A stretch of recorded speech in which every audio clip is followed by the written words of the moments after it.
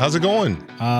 It's good, man. How are you? I'm doing great, man. It's a new year. Yeah, new year, new scenery, right? Right? I love it. It's beautiful. It's more comfortable. Just switching it up for our viewers. Who are they? Right? I mean, all of our viewers around the world. Our international viewers. I think we got some people in Singapore.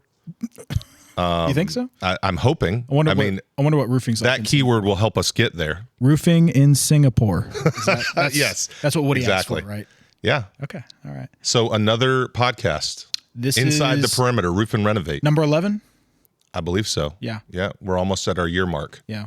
Eventually. Very exciting. Yes. So, yeah, what do we have on the topic for today, well, Joe? today we're going to be talking about leadership, how we can motivate, how we can inspire people. Big thing that you and I talked about is, setting goals and how we can accomplish those goals and how we get from point A to point B and what that journey looks like. So, yeah. We do have some. That's a good one. I think we know where this is going. A little something here. What are you talking about? Just a little, you got something. A couple grays coming in there. And, yeah, I got some grays coming in. A few pinks, it looks like. A couple pinks, You want to share? That's the big news. Big news? Yeah, so at the end, so in October, we had an all-company meeting, and my shingle rep walked in unannounced. It just so happens he was in town that day. And I was doing a quick training on how to get 5-star reviews. Yep. And so I was trying to give him my spiel. I thought everything was going great. And my rep was like, hey, why don't you up the stakes? And if they can get 50 5-star reviews by the end of the month, will you dye your beard pink? And I thought about it, and I was like, if they can do 50, I'll do it. Yeah. And that was, 60 days? 2 months? So it was 60 days, yeah. So basically the rest of the year. So the month of November and December. And at the time, we were at 456 reviews on Google. And on December the 30th, we hit 506 reviews. And 500 that's the threshold we wanted to cross. Well, I think the goal was you had to get 50 5-star reviews. It just so happens that we also hit the milestone of 500. Gotcha. So why'd you choose 50? Was it because of that? It would have crossed that goal, or? I remember that's what I remember got mentioned. I think it was Stephen who mentioned it. I will say that my wife protested greatly to this idea, and initially the goal was I had to keep my beard pink for the whole month of January, but that was edited and modified because vetoed. Yeah, it was vetoed by the VP of our company, and so today is actually my last official day of the pink beard. Yeah. So, but I will say it was very effective. Yeah. Employees, so I've been doing this 10 years. I've been in the business 10 years as a business owner, and there's a lot of frustrating points that I can remember. I don't know how many conversations I would have with people, amongst leadership, like, how do I get this person motivated? How do I get this person moving in the right direction? Some frustrations about why can't employees just do their job, right? Right? We're paying them to do their job, and it always seemed like, as a business owner, I was always thinking, I just need to incentivize them more. I need to, but what I realized is that money is not always the best motivator. I think people are looking for more than that. Yes, money is a good motivator, but I think coupled with something that's a little bit more lighthearted and fun, that sort of rallies people together around a common cause that everybody can get behind and be excited about. And for whatever reason, this is the first time I've ever done anything like this. And so it worked. I mean, I was absolutely amazed at how effective this challenge was. From being in the office, after that meeting, at first I think everybody thought it was comical, and we're like, okay, well, yeah, maybe we can do this. We had been doing really well in the reviews so far that year, but once they started coming in, it was like, oh yeah, here's another one. And within the first, I think, 2 weeks, we had almost 10, and we're like, oh, this is really obtainable. Oh, yeah. This is very possible. And it, without you being there, or without Patricia being there, we would always be part of the conversation. Like, do you think he's actually going to do it? Do you think he's going to follow through on this promise? And obviously here we are, and you've had it for a couple weeks now. And I think everybody has seen it and be like, wow. Like, one, respect. Like, that's cool that you did that. But two, we've accomplished a common goal at the company, and I think that brings some pride to our work. It makes the job more enjoyable. 100%. Everybody wants to make the paycheck. Everybody needs to work, pay the bills, and that's great. But when you get to go to work and do something more than that and enjoy your job and enjoy the people you're doing it with, it makes it so much better. I 100% agree. Yeah. We really finished the year well, and I feel like this was on a high note. The icing on the cake. Yeah, I think it was the pink icing. Yeah, the pink icing. Yeah. The question is, what's next on the vanilla cake?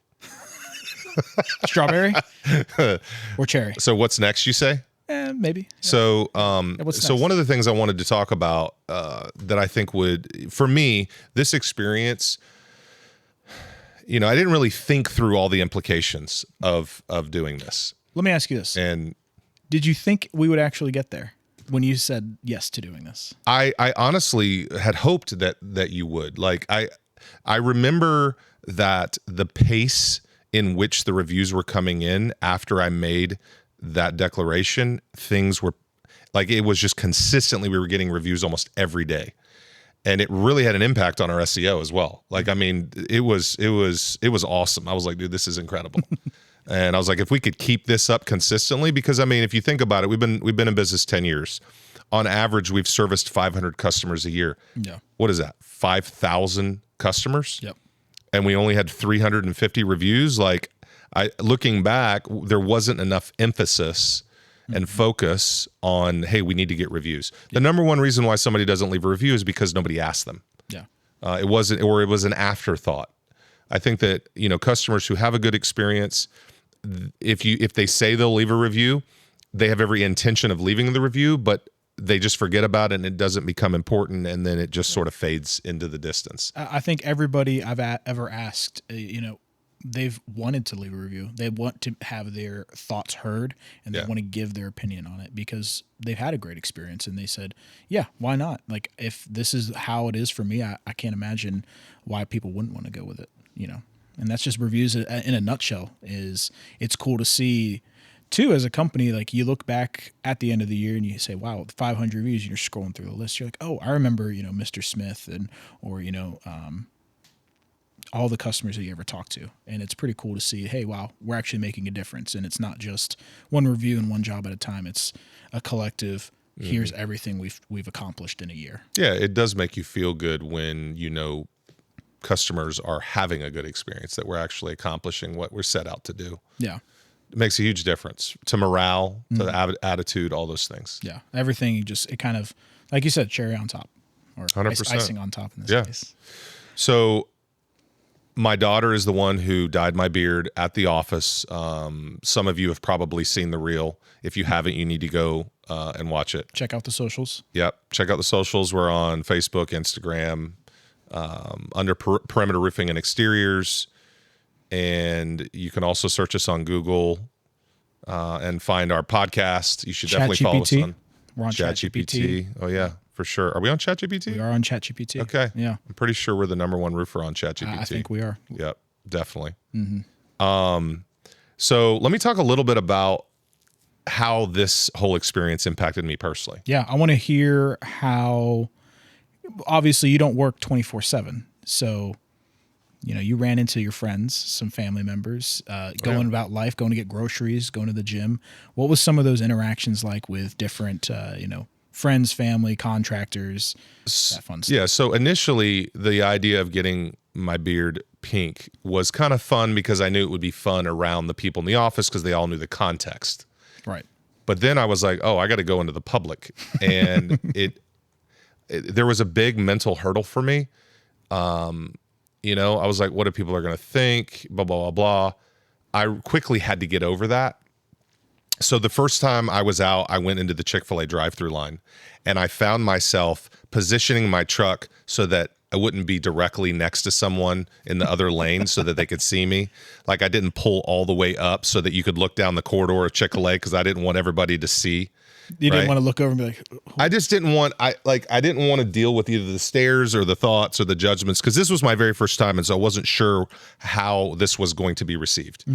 Plus, I'm in the Perimeter truck, and so I'm like, oh, there's certain stereotypes that could be connected to this 100%, look, 100%. and so I was thinking through all that. I will say it was pretty comical because I was next to a car in the Chick-fil-A line, and it was a mom with her 2 kids, and they looked over at me and just stared at me. They wouldn't stop looking at me. It was just, I was like, oh, this is how it's going to be. And I thought it was funny. I remember I was like, oh my gosh, like I go to so many places. I got to go to Sam's Club. So I started thinking, what places should I just not go to because I don't want to deal with it? Mm-hmm. But then I got to this point where I was like, you know what? Screw what people think. I'm just going to go out. In fact, it could be kind of fun to just not even. So at first, when I started going out, if I got close enough to someone or like at the register or whatever, I would explain it.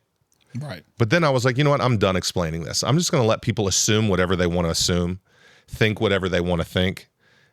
Because in a way, it started to become fun because I was trying to determine, like, based on the way people are looking at me, what they were thinking. So did people just straight up ask, or did they just mainly stare? So there was a variety. Okay. Is there like categories? Here's what I noticed. If, like, for instance, when my wife and I went to Longhorn for our date night on Friday night, I walked into a huge group of people waiting in that big lobby area. Yes, yeah. There was a young couple in the foyer by themselves, and he kept looking at me. So I would look at him, and he'd look back down, and he kept looking at me. When I walked into the main room, there were 2 women who just had huge grins on their face, like smiling. Yes, smiling when I walked in. Most people would look at me quickly and look away and wouldn't look back. Like they didn't want to be seen seeing you. Yeah, exactly. I don't know what was going through their mind. I also, right, like I went to church, and most of the people at church know me, right? And thankfully, we had put out a teaser video that at least to let people know Philip did something, we just don't know what he did. Yeah, kind of like the mystery of it. It was the mystery of it. So when I walked in, I was getting a lot of laughs. We were kind of, It was fun. Yeah, people coming up to you, mentioning right. It was ironic because I sit up close, front row. Yeah, I sit on the front row in church, and so nobody on stage had seen this yet. And so right when we're getting ready to start, the whole worship team starts laughing. Because they see me for the first time. So that might have been a little distraction. And you're a tall guy. It's hard to miss you. Yeah. In the first place, before exactly. And I wasn't trying to be a distraction. It just, that's the way it worked out. It is what it is. Yeah, I know I got judged pretty hard by someone over the whole thing, and you know what? It didn't bother me. It was actually comical. I was like, what it did is it started making me think about my prejudices and my, how I think when I see someone who, might be dressed a certain way or wearing a certain color or, and then as instantly I might come to a conclusion in my mind about what kind of person that is. And it really made me step back and say, hey, this is wrong. Mm-hmm. As a Christ follower, we're called to love all people. And if we're judging or condemning someone, you really are missing an opportunity to have influence, right? We have no idea what anybody's going through. Yeah. And so what gives us the right to, be negative, right? We can't control what other people think or believe. Yeah. But we can control the way that we respond, the way that we interact with people. Are we being encouraging to people? Are we sharing the truth? Are we truly, being the love of God? Or are we just being critical and judgmental? Because I know that I think a lot of non-Christian people may have had the impression in the past that a lot of Christians can be critical, stingy, all the things that I don't think God is pleased with. Yeah. And so, yeah, right. None of us are perfect, right? You can't look at the person and judge God for it. But I do think that we all have a part to play, and we all need to get better at just being better humans. Yeah. And I bet you every person that looked at you and quickly looked away would have never guessed that you had challenged your employees to set this goal. They accomplished it, and now here we are. And this is the reward or the. I had a couple people come up and say, "Okay, what bet did you lose?" Like, okay, so you did. Yes, so I did have some people who. I had several compliments, only by women. Oh, only by women complimented the beard. Like I probably heard 3 or 4 different ladies say, "Hey, I like your beard." 2 of those at Lowe's. Okay. Yeah. At Lowe's. At Lowe's, yeah. So I had another person compliment the beard at Longhorn. It was interesting. My server never said one thing about it.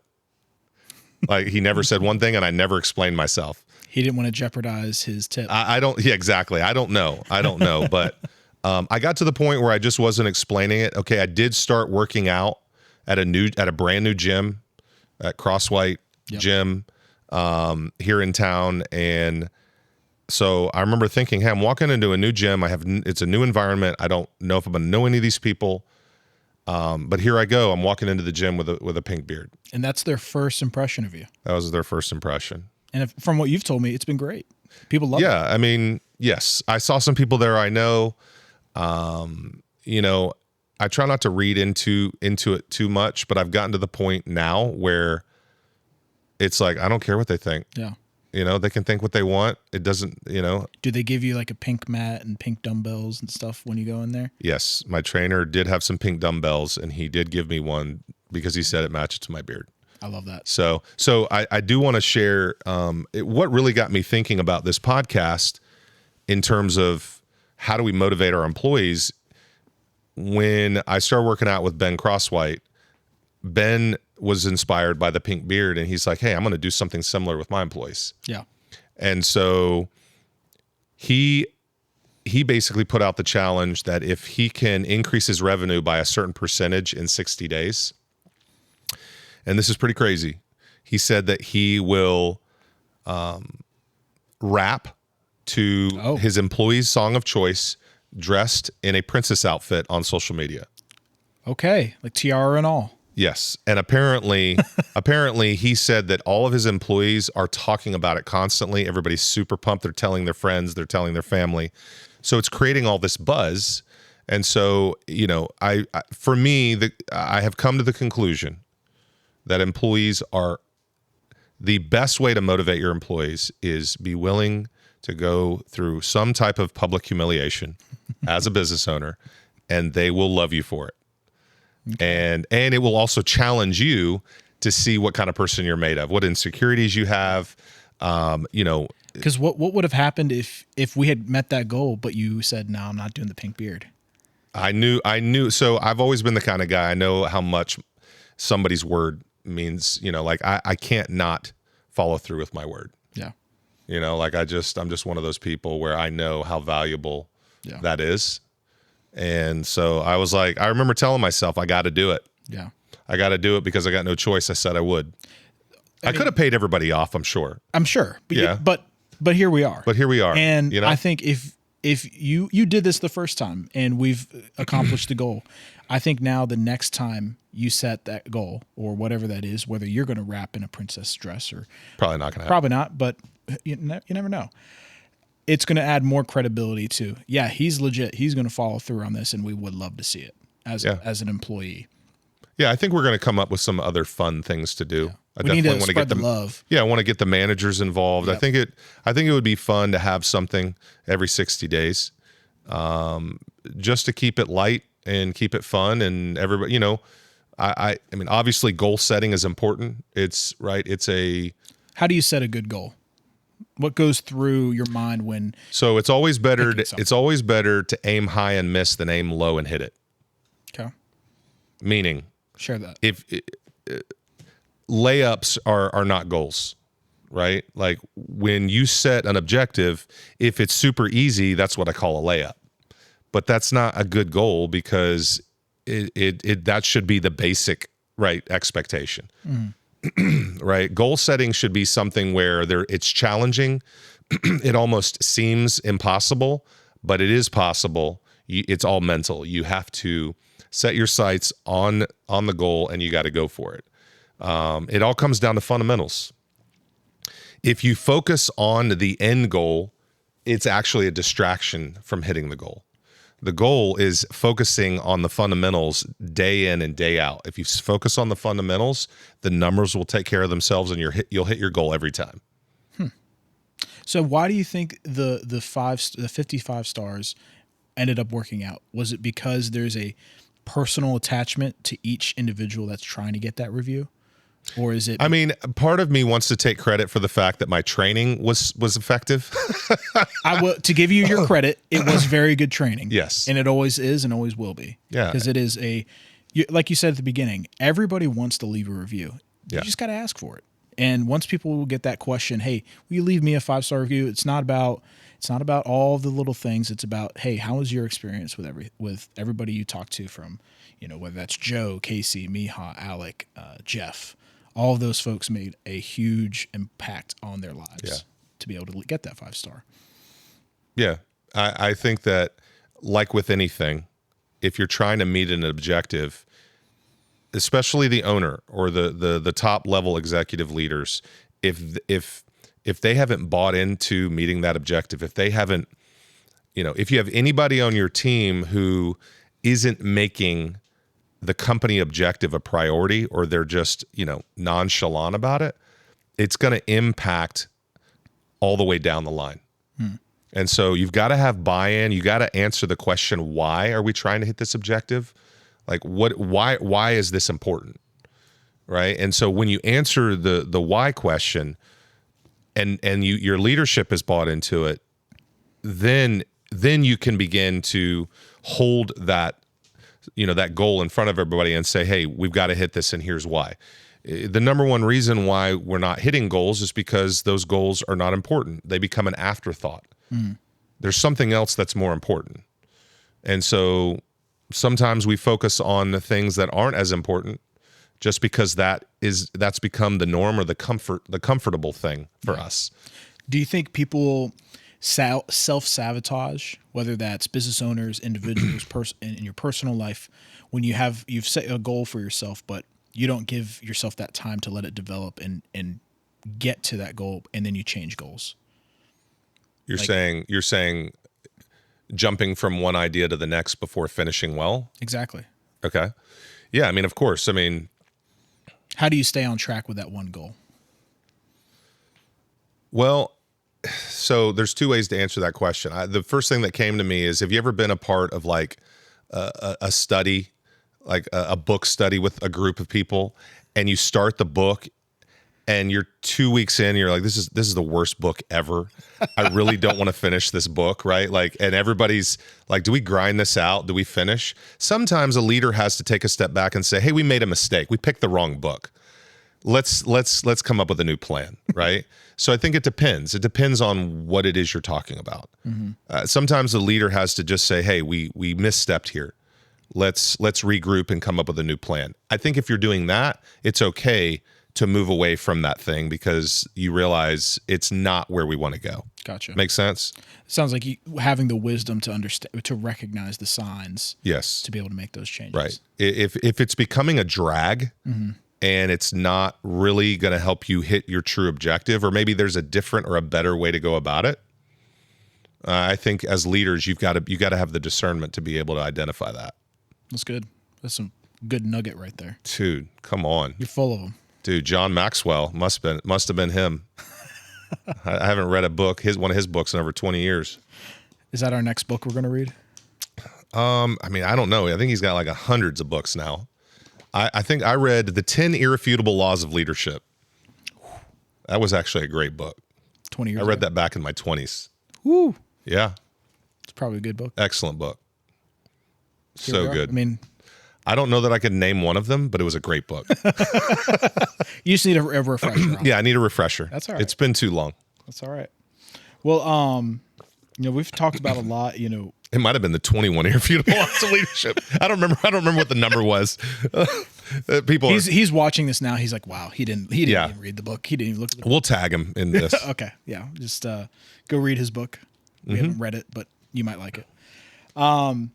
I got one question. This is a personal question for your pink beard. What was like the strangest reaction? Was it the one in the drive-thru, or was it like someone just had the most, what you wouldn't have expected from having a pink beard and their reaction? I think so. To be honest with you, I feel like I blew it up bigger in my mind than it really was. Okay. I think people are less interested in us than we realize. You're saying we're not the center of the world? We're not the center of the world, right? And so it's kind of like there was only one instance where I was trying to hide the beard. And it was when I first went into Sam's. I was like wearing my hoodie. I was like keeping my head down. I was like walking through like, and I remember I was halfway through Sam's. I'm like, why am I doing this? Why do I care?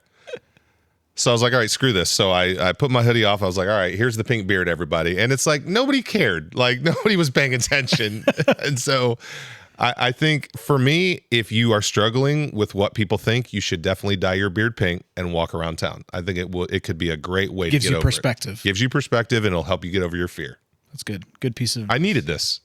I think you did. I think you did. You've started 2026 off I think in a great way. Right. You probably have seen a huge transformation in me since the pink beard. I have. You right? have. Why did you hesitate, Joe? Because you had to think about it. I had to think about it. You have, because your perspective alone. I mean, I was kind of joking, but I'm being dead serious. Okay. Your perspective on things, you come to light. You usually get to the same conclusions, but you give more thought to how you get there. And I think that's a wise thing to have, especially going and actually following through on something like this. I don't know if I could have done that, at least not where I'm at in life. Yeah. So you're also full of so much wisdom, Joe. I try to be. I try to sound like I am. Well, that's why you're here. That's why we're sharing with the world. Yep. And why we have a couple million followers. Yeah. Yeah. We just hit our 2 million, right? Yeah. It's like 2.2 million. Yeah. You know? Yeah. China's huge now on us. Like they're totally into this. You're going to start seeing other people dye their pink's beard. What is next? China, Russia, and Iran love our podcast. Just kidding.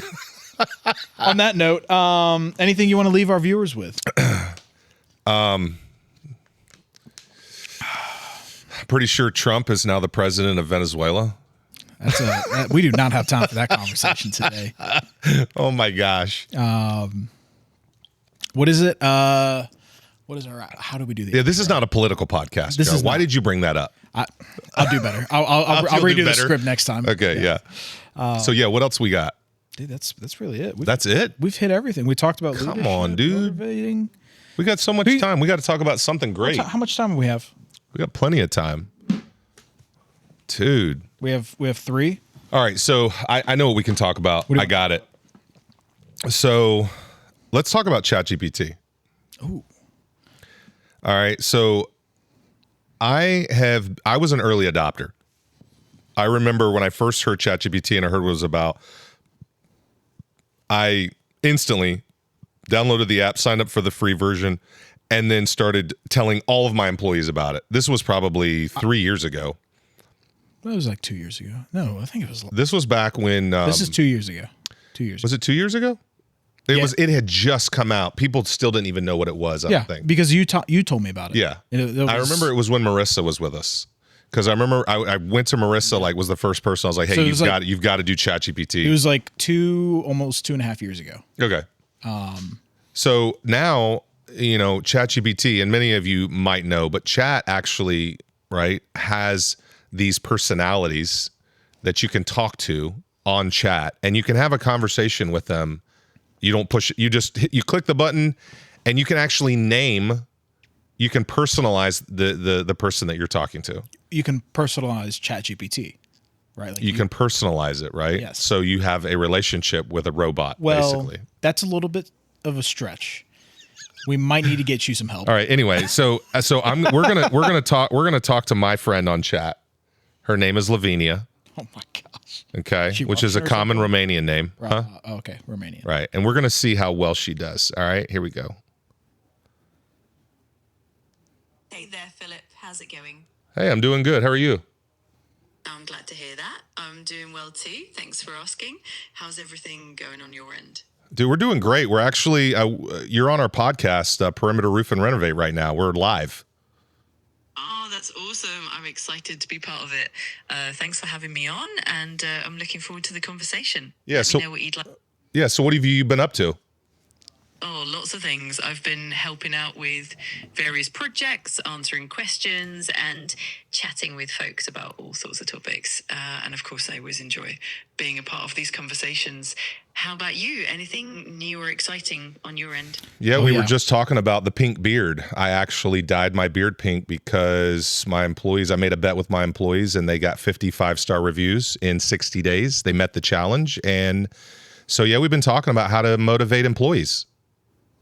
That is awesome and such a fun way to motivate the team. I love that you followed through on the bet and went pink with your beard. It definitely makes for a memorable incentive. If you've got any other creative ways you're thinking of to keep that motivation going. You should ask her, what's the next challenge? Yeah, so Lavi, what do you think should be the next challenge to motivate my employees in 2026? Ooh, I love the idea of keeping it fresh and exciting. You could consider something like a team-wide volunteer project, or maybe a wellness challenge that includes fitness goals and healthy habits. Another fun idea could be a themed competition, like a creativity challenge where employees can pitch innovative ideas for the business. It all depends on what excites them the most. Well, I was thinking more in line with this, the public humiliation side of things. Like, any thoughts there? Got it. That definitely adds a fun twist. You could do something like a friendly challenge reveal where the winner or the team that hits the target gets to choose a fun, lighthearted punishment for the boss, like wearing a goofy costume for a day or performing a funny dance. It keeps the atmosphere fun and engaging while still celebrating their hard work. Okay. Well, thanks for that. Thanks for those ideas. I like that. Absolutely. I'm glad you like them. If you ever need more ideas or want to brainstorm further, just let me know. We're happy to help keep the motivation going. So I got one more thing for you, Lavi. So obviously we're a construction company, right? We specialize in roofing, gutters, windows, siding. We also have a remodeling division. And really this podcast is about sharing ideas and sharing what experiences we have as a company. We want to help other business owners be successful. We want to give them ideas on how they can, better lead their folks. And really, we just want to be real. And so wanted to ask you in 2026, what do you think are the biggest opportunities for construction companies, specifically in Virginia? Right here, we're in Central Virginia. So what do you think are some of the biggest opportunities that we have in, considering the current landscape, the political landscape, the financial landscape? What do you think are our greatest opportunities? That's a great question. In 2026, I think there are a few big opportunities for construction companies in Virginia. One area is sustainable building and energy efficient upgrades, especially with more focus on green energy and sustainability. Another opportunity is the growing demand for smart home technology integration, like advanced home automation systems and energy management. Also, with the current emphasis on revitalizing urban areas, there's potential in remodeling and renovating older buildings, especially in historic districts. And of course, the ongoing infrastructure projects and potential federal funding could also create some exciting avenues. Lots of possibilities to explore. Those are some things I hadn't thought of. So thank you for sharing. You're very welcome. I'm glad they sparked some new ideas. If you ever want to dive deeper into any of those areas or explore specific strategies, just let me know. Always happy to help out. Yeah. Hey, thank you for, coming on the show with such short notice. It's been great. Of course, it was my pleasure. I'm really glad I could join you, and I had a great time. Definitely let me know whenever you need me again, and I'll be happy to jump back on. Thanks for having me. Yeah. Have a good one. You too. Take care and have a great one. Looking forward to the next time we connect. All right. Later. All right. So what I've learned from this is I'm going to be out of a job soon. It's been great doing this with you. Right? Isn't that cool? It is cool. Yeah. So ChatGPT, right? Yep. You can have a conversation with a non-human Robot. Yeah. You know, I've actually heard a lot of folks who process their thoughts, feelings, emotions with chat, and people basically don't have to go to counselors anymore. Now, hopefully, That's messed up. That's messed up. You're getting good advice, because obviously you could get bad advice. And I actually heard about that chat had to make some changes in their algorithms or something because somebody, was consulting chat and they were, thinking about taking their life. And getting so bad advice. Yeah, getting bad advice. So obviously you got to use discernment and precautions, or just don't use it. or use it because they're still good in it. Right? I know so many people who demonize or vilify the whole AI thing, right? Okay, yes. Are there some downsides? Of course there are. There's downsides to anything. There's downsides to the internet, but are we using it? Yeah, we do. I think it's kind of like when you go to school. You can go to a good school, but there's always going to be people at that school who are going to drag you down and lead you down the wrong path. So you have to pick your friends well. It's the same with chat, same with the internet. It's the same with shows, movies, whatever. Like, you have a free will and a choice to choose the things you want to consume and watch. And if you choose evil content or content that's not healthy, that's your choice. But you reap what you sow, and you're going to get out of it what you put in it. I think we have a great next podcast to talk about all this stuff. Come on, man. I got plenty to share about that. All right. You want to close this out? Yeah, absolutely. For all of those on the outside, this is Inside the Perimeter Roof and Renovate. Glad you joined us. Until next time, we love you.